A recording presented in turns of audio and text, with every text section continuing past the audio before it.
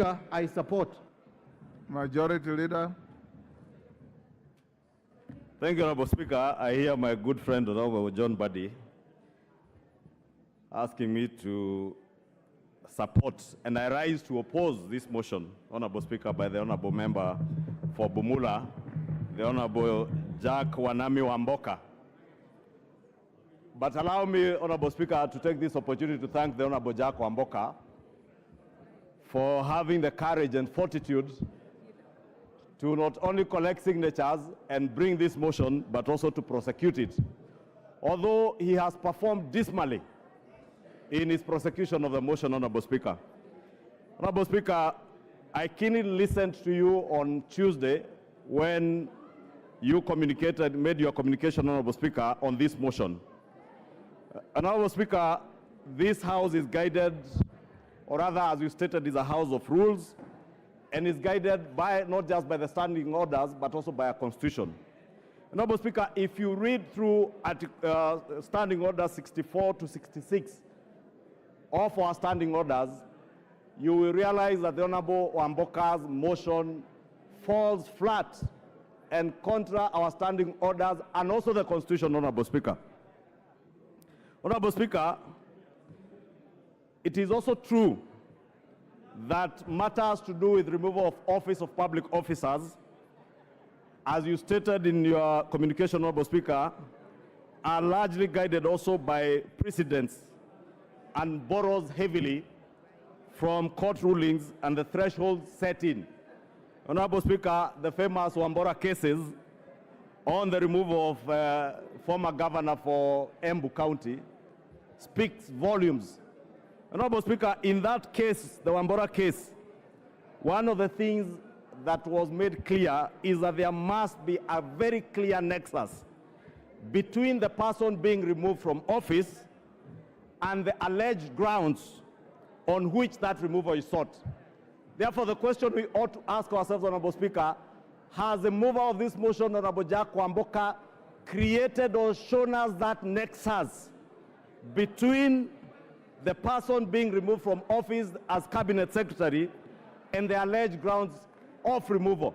And the straight answer, Honorable Speaker, is none. There is completely no nexus between the allegations that the Honorable Jack Wamboka presented in his moving of this motion, Honorable Speaker. And indeed, Honorable Speaker, if you listen to Honorable Jack Wamboka, Honorable Speaker, if you can protect me from the members who are consulting very loudly. Honorable Speaker, I was asking if you can protect me from the loud consultations. Order. Especially here. Order, honorable members. Members on their feet. Your standing orders say only the members speaking should be on their feet. If you are in transit, then transit to where you are going. Go on. Thank you, Honorable Speaker. Honorable Speaker, I was stating that the Honorable Jack Wamboka has completely failed to show us the nexus between the allegations that he was speaking about and the person he seeks to remove from office. Indeed, in his own submission, Honorable Speaker, he has alluded to issues touching on procurement and distribution of fertilizer by the National Cereals and Produce Board. Honorable Speaker, the Honorable Jack Wamboka is not an ordinary member of parliament. The Honorable Jack Wamboka, and congratulations to him, is a first-time member of parliament, but also serving as a senior member of this House as the chair of the Public Investments Committee. And therefore he knows, because he oversights these parastatals, some of these parastatals in PIC, that parastatals are semi-autonomous of ministries. And indeed, the State Corporations Act is very clear that ministers, principal secretaries or accounting officers cannot and must never be seen to micromanage parastatals or state corporations. The Honorable Wamboka has failed to show us the nexus between CS Mithika Linturi and the procurement processes or distribution of fertilizers at NCPB.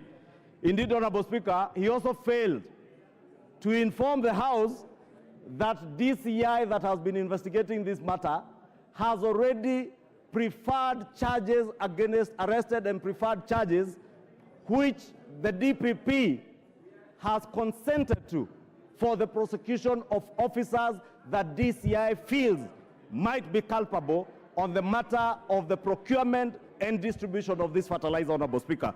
Therefore, I was waiting, Honorable Speaker, with bated breath for the Honorable Wamboka to show us that nexus. He has failed to do so. And therefore, this motion falls flat on its face, on the face of the Honorable Jack Wamboka. Honorable Speaker, it also lacks any clear precision of the violations of law and the Constitution. And the Honorable Wamboka did not show us any clear violation of any section of the law or indeed of the Constitution by CS Mithika Linturi. Honorable Speaker, look at the probate value. And I think the Honorable Murugara had alluded to it. The Honorable Mbaya had also alluded to the probate value of the issues that the Honorable Jack Wamboka has tabled before the House. Honorable Speaker, he took us through what the Honorable Member for Kilifi North was telling us were not just excerpts from Citizen, NTV, Nation newspapers, Star newspaper, and other media houses. And Honorable Speaker, we have tremendous respect for our media houses because as a fourth estate, they have a duty like we do to oversight government and the executive, Honorable Speaker. And we must allow our media houses to help us to raise issues that are also of concern to the people of Kenya, just like we raise. But media houses cannot be the basis, Honorable Speaker, in line with our own procedures in this House, to adduce evidence before this House. And Honorable Speaker, I dare ask, if we were to prosecute, if we were to impeach CS Mithika Linturi on the basis of newspaper articles, Honorable Speaker, allow me the indulgence, Honorable Speaker, to read a newspaper article that was featured by the Sunday Nation on April 14, 2024. And this article, Honorable Speaker, said that House team boss on extortion spree. And I'm reading this article, Honorable Speaker, so that we may ask ourselves, if I am that House boss being reported here on an extortion spree, would it be fair for us to impeach myself? If that House boss is the Honorable Wamboka, the mover of this motion, how fair would it be for me to move the House to impeach the Honorable Wamboka on the basis of a newspaper article from a gossip column like this one, Honorable Speaker? This article said that the chairman of a powerful committee is on the spot for harassing witnesses that appear before him. Talk of town has landed the chairman calls cabinet secretaries scheduled to appear before his committee and demands huge amounts of money in order to be looked at favorably when they appear. The CSAs were heard complaining that the MP is demanding and asks for money using threats at least 1 week before they appear in his committee.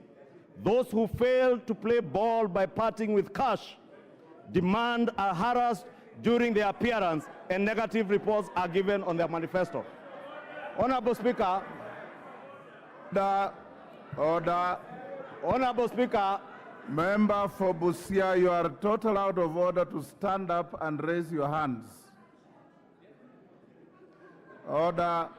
Honorable Speaker, I read this article because I am pointing to the issue of us using newspaper articles, media reports to impeach state and public officers, including members of parliament, chairs of committees, cabinet secretaries, principal secretaries, Honorable Speaker, that we cannot use the basis of newspaper reports to impeach anybody. And that's why I said, Honorable Speaker, if I was that House boss, only that I don't chair a committee, the Honorable Wamboka Wanami is a chair of a powerful committee. How do I know? Who would know what this newspaper column was, who it was referring to? Supposing it was Honorable Wamboka, how fair would it be for us to seek to impeach him on the basis of a gossip column, like he's calling on us to impeach a cabinet secretary today on the basis of newspaper and media reports. Speaker, I say, Honorable Speaker, he has completely failed to prove his case. Honorable Speaker, moving on, Honorable Speaker, is this motion a decoy? Honorable Speaker, and I have listened keenly to the Honorable John Barry, my good friend, prosecute the point like the leader of minority has prosecuted, that maybe we should allow this to move on to committee, and the committee of 11 will then look into the probate issues. But if the probate value of the evidence being adduced by the Honorable Wamboka in the motion is defective ab initio, then we will be wasting valuable parliamentary time. Honorable Speaker, if you want committees to look into this issue, I am certain there are many members, including the member for Kwanza, who sit in the Agriculture Committee. A committee of this House is looking into the probate value of all the issues that were presented before that committee and is undertaking an inquiry into this matter. If I was the Honorable John Wamboka, I would have been patient to wait for the Agriculture Committee's inquiry to get substantive evidence, evidence that has probate value, evidence that has particulars, evidence that you can use to impeach a CS. Otherwise, what he has brought to us, Honorable Speaker, here is not even worth the paper published on these newspapers and the articles he has presented before the House. Just like this article speaking about a member of parliament extorting from cabinet secretaries is not worth our time. We should then not be wasting our time. Amolo, what is, Honorable Speaker. Order. Senior Counsel Amolo, what is problem? Mr. Speaker, I stand under Standing Order 87, 4, and 91. Under 87.4, Mr. Speaker, no member can impute improper motives on any other member or members generally without a substantive motion within at least 3 days notice. Order. Member for Kisumu West. And in addition, that is grossly out of order. Mr. Speaker, there is no substantive motion. It's not a rally. Thank you, Mr. Speaker. Mr. Speaker, under Standing Order 87.4, you cannot impute improper motive either on a member or on the House without a substantive motion with at least 4 days notice. And under Standing Order 91, a member who then makes such a statement of fact must substantiate. Mr. Speaker, the leader of majority has just imputed that this House extorts from members of the cabinet. It does not matter that he's referring to some newspaper cutting which has not been tabled and which we do not know, and which he can also therefore not properly refer to.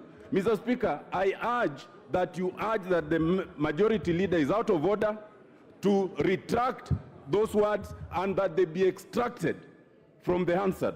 Because anyone listening might actually think that we are tacitly admitting and approving those falsities. Thank you, Mr. Speaker. Senior Counsel, I understood it differently. I thought he was speaking about it in the negative, that we cannot pick a gossip column and use it as evidence against anybody. So as a matter of fact, order, as a matter of fact, the way I understood is that he's saying a gossip column cannot be a statement of fact, and that no member has extorted anybody unless there is evidence. So you are saying the same thing as far as I understand. Order, carry on, Majority Leader. Order. Thank you, Honorable Speaker.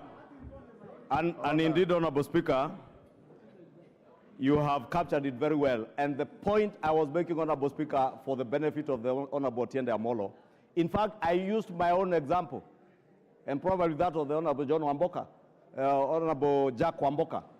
That, Honorable Speaker, the same way the Honorable Jack Wamboka has presented newspaper articles, media reports, is the same way anybody cannot present such gossip columns as this, Honorable Speaker. And therefore, that's why I was arguing, Honorable Speaker, that there are lax particulars, there is no precision on the gross violation of the Constitution.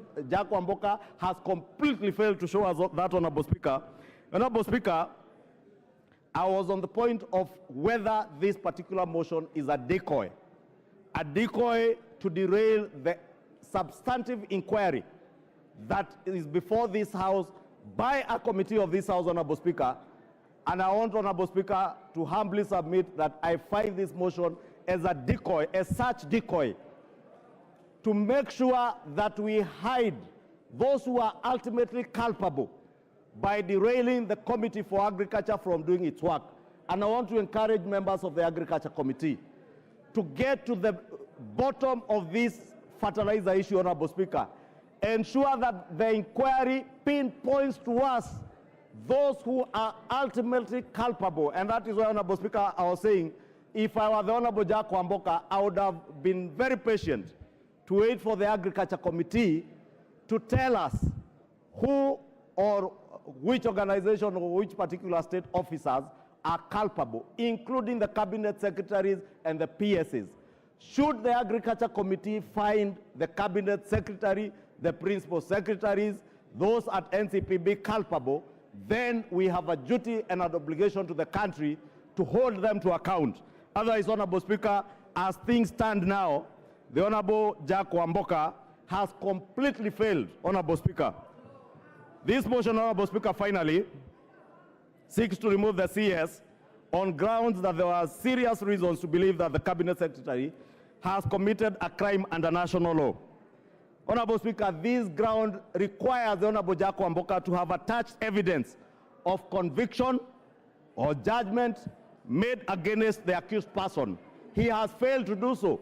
In fact, he has gone to great lengths, Honorable Speaker, to quote cases that, as somebody, I think is Honorable Owen Bayer, pointed out, cases that we considered at the point the House vetted the Honorable Mithika Linturi as Cabinet Secretary and approved.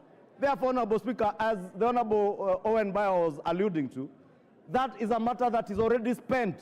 The Honorable Jack Wamboka therefore cannot take the House back to relook into those cases. And may I remind him, when the Honorable CS appeared before the committee, he said he had 32 court cases that he was battling with, some civil, and he was dealing with them. And the committee, including the member for Bumula, approved the Cabinet Secretary to serve as Cabinet Secretary. How then do you retract your own steps or call the House to retract our own steps, Honorable Speaker? Honorable Speaker, allow me to conclude by just saying, Honorable Speaker, that the mover of this motion, as courageous as he thought he was, he has completely failed the House. He has failed to show us the precision with the law that he ought to show in line with the Constitution and the standing orders. I have spoken to the probate value of the evidence he has adduced that is not there. The grounds, as I said, Honorable Speaker, are particularly not particularized in line with our standing order 64 and 66. And that is why I said he's quoting newspaper articles, which I also said I could quote about chairs of committees and other people who are said to extort people money. And Honorable Speaker, allow me, Honorable Speaker, then to plead with this House to defeat this motion because it will derail the fight against corruption. If we derail the fight against corruption, Honorable Speaker, by using such motions to speak to the gallery, to speak to our voters, to speak about corruption but never acting over corruption, Honorable Speaker. Remember in the 11th Parliament, Honorable Speaker, wind up in a minute. In the State of the Nation address, 200 state officers were declared jobless. But what came out of that political pronouncement, Honorable Speaker? Absolutely nothing. That is what the Honorable Jack Wamboka is calling on this House to do, to make a political declaration in the impeachment of a CS, but get absolutely no value in the fight against corruption. Allow our Committee for Agriculture to expedite its inquiry, find those who are culpable to be charged before courts, allow DCI, EACC to complete their investigations, and call on us. If you find any public officer culpable, we shall be there to support you, to impeach anybody who will be found culpable subsequent to credible investigations. But these other political things from newspaper cuttings, my friend Jack Wamboka, falls flat. And I would beg you this early to withdraw this motion to save yourself from the embarrassment, Honorable Jack Wamboka. This is why the Constitution put a very high threshold. Daniel Manduku. Daniel Manduku.